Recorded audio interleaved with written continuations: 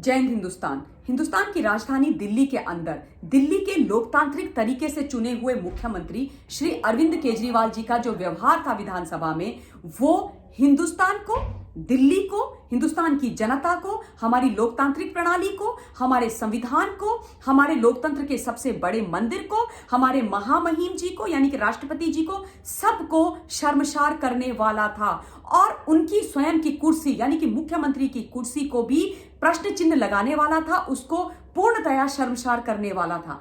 आज मुख्यमंत्री साहब ने सदन में जाकर के, विधानसभा में जाकर के कृषि कानून बिल जो पारित हुआ है लोकतंत्र के सबसे बड़े मंदिर में, और वो भी लोकतांत्रिक तरीके से चुनी हुई सरकार के द्वारा सर्वसम्मति से विचार विमर्श करने के बाद, और पास जब वो हो गया सदनों में, तब उसमें महामहिम जी यानी हमारे आदरणीय राष्ट्रपति जी की मुहर लगी और वो कानून बन गया। उसकी तीनों प्रतियों को फाड़ करके उन्होंने फेंका और धज्जियां उड़ा करके रख दी हमारे संविधान की, हमारे लोकतंत्र की, हमारे कानून व्यवस्था की और किसानों की भी। और ये वही मुख्यमंत्री साहब हैं जिन्होंने 23 नवंबर 2020 को यही बिल जिसको आज उन्होंने फाड़ने का तमाशा किया, उसको नोटिफाई कर दिया दिल्ली के अंदर।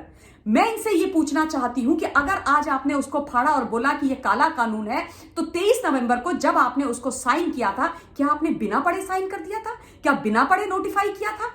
अगर वो आपने बिना पढ़े नोटिफाई किया, तो मुख्यमंत्री साहब, आपको मुख्यमंत्री की कुर्सी पर बैठने का कोई हक नहीं है, क्योंकि आप का जो व्यवहार है, आचरण है, वो दर्शाता है कि आप तो बिना पढ़े हुए, बिना चेक किए हुए कोई भी पेपर साइन कर देते हैं, जो बहुत डेंजरस है लोकतंत्र के लिए और दिल्ली के लिए और दिल्ली की जनता के लिए, क्योंकि आप तो कुछ भी पारित कर सकते हैं। और अगर आपने पढ़ के किया है, तो फिर आज जो आपने तमाशा किया है, इतने दिन से जो आप केलों की राजनीति कर रहे हो सिंधु बॉर्डर पे जाकर अपने नेताओं के साथ, वो क्या है? वो किस बात का ड्रामा है? यानी कि आप किसानों के कंधे पर रख करके अपनी बंदूक चला रहे हो, आप किसानों के कंधों पर बैठ करके उनकी आत्महत्या करवा करके, उनके लाशों पर बैठ करके आप अपना स्वार्थ साधने वाले हो, और यूपी के अंदर और पंजाब के अंदर सिर्फ और सिर्फ चुनाव जीतने के लिए ये राजनीति कर रहे हो।